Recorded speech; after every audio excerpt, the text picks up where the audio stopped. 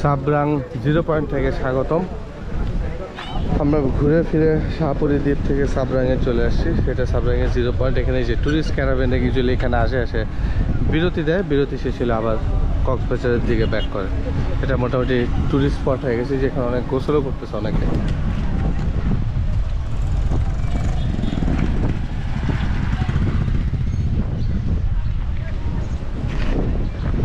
এখানে যে ভিত্তিপ্রস্তর স্থাপন করছে সামনে, ওই যে 0 পয়েন্টের মাইল ফলক আছে, এখানে মানুষজন ছবি তোলে যে সামনে। আর এটা ফরেনার অনলি 100 একরের মতো জায়গা করবে গভর্নমেন্ট, যেটা শুধু ট্যুরিস্ট আসতে পারবে। এখানে জেটি ঘাট, আন্ডার ওয়াটার, রেস্টুরেন্ট, আরও কী জানি করবে। অ্যান্ড কোনটা করে না করে এটা আসলে বলা মুশকিল, যে বেজা অর্থনৈতিক কর্তৃপক্ষ।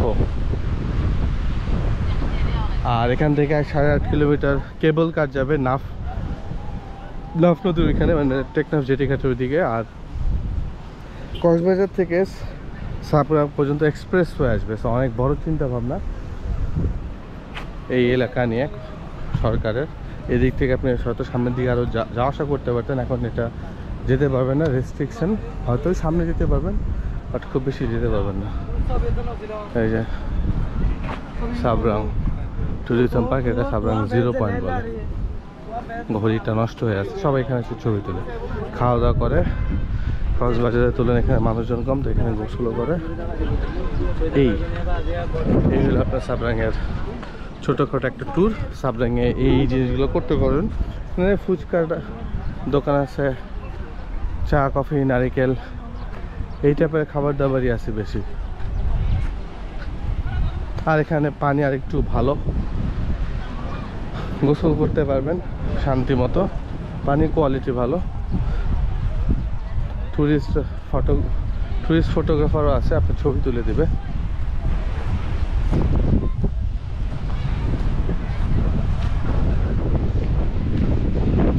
রিসেন্টলি এখানে যে জলোচ্ছ্বাস না বন্যা হওয়াতে রাস্তা ভাঙছিল, একটু সামনে রাস্তা ভেঙে গেছিল।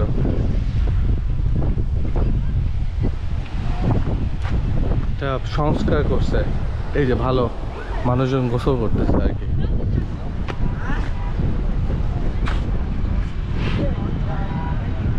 তো সময় দেখা এখন ঘড়ি নষ্ট দুইটাই। আসতে পারেন এখানে সেই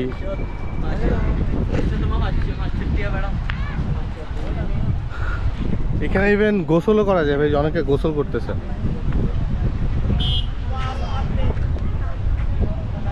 এই সাম্পান দেওয়াতে ছবি সুন্দর আসবে সাম্পানের।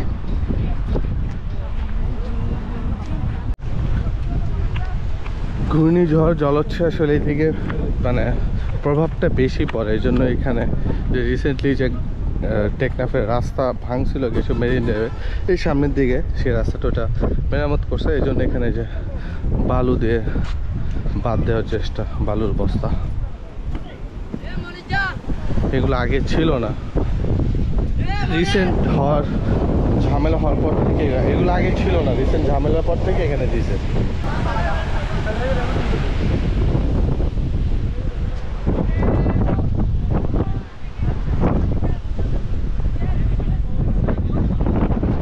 আর এগুলোর বলে আপনার ব্রেকার,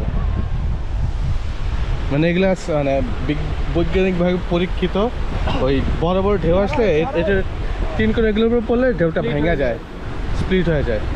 এটা অনেক ইফেক্টিভ জিনিস, সেই জন্য আগে এখানে এটা এত ছিল না। ওই রিসেন্ট জলোচ্ছ্বাসের পর থেকে এখানে বাড়াই দিছে।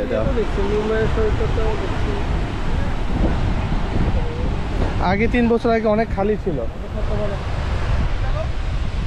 এখন অনেক মানুষজন হয়ে গেছে, পুরো টুরিস্ট স্পটই হয়ে গেছে এখানে।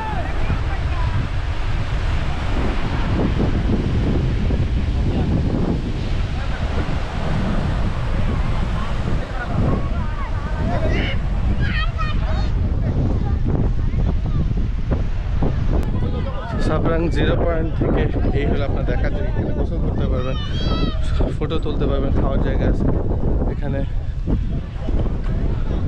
জিরো পয়েন্টে চেক ইন করতে পারবেন, ছবি তুলতে পারবেন। মোটামুটি আসার মতো জায়গা, কোলাহল মুক্ত ভালো জায়গা। শাহপুরে দেখতে পারেন, সে শাহপুরের দ্বীপে যাওয়ার সময় এখানে আধা ঘন্টা 1 ঘন্টা সময় দিতে পারেন। তারপর ভিডিও পর্যন্তই কোথাও হিসেবে বিক্রি করেন। এটি কি? এটা অলুয়া মাছ স্যার। অলুয়া। আর এটা এটা চুরি মাছ। ছুরি মাছ। চাচা দেখেন বিশাল বড় দুইটা দেখেন জায়গা।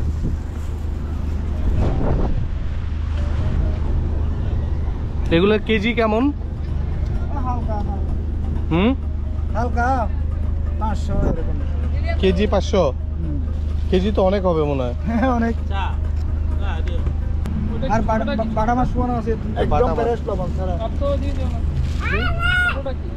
ছোটটা লাইলা লাইলা কেজি লবণ ছাড়া গুলো? হ্যাঁ লবণ ছাড়া, একদম লবণ ছাড়া। মানে রোদে শুকানো ফ্রেশ। খেলা ও দেখেন এই সাথে আমি সব হাফ পুরো হাফ পুরো। আচ্ছা এদিকে হচ্ছে 500, হ্যাঁ না ছুরি ছুরি এদিকে 1 কেজি 600, হ্যাঁ 6 কেজি 400 500 বা 300 ধরো। ছুরি এরকমই রে 500 300 হবে। আর 1 কেজি অনেক বড় হবে, তোমার 250 গ্রাম দিলে অনেক হয়ে যাবে। হ্যাঁ, শুটকি তো